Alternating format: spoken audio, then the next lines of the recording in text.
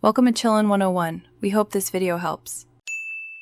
You must act fast and carefully. Power off the iPhone now to prevent short circuits, then remove any case and cable. Using bright light, check the lightning port for visible liquid or corrosion.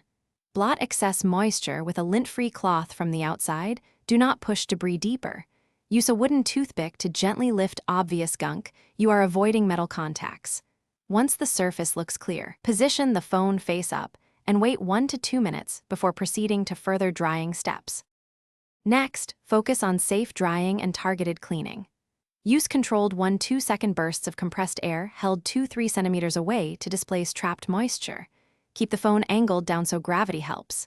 If moisture remains, gently wick with the edge of a lint-free cloth or a slightly damp cotton swab. Never poke.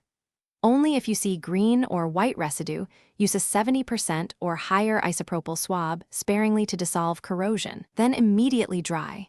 Allow the port to air for at least 15 minutes afterward. Now complete verification and know when to escalate. After thorough drying, wait 1 to 2 hours before connecting the original cable. This reduces short risk and gives residual moisture time to evaporate. If charging still fails, try another certified cable and inspect the port for discoloration or debris. Reset settings if software errors appear, but do not force charging.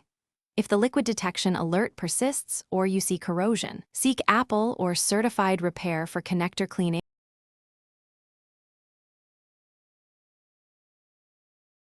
Thanks for watching. Consider subscribing if we helped you.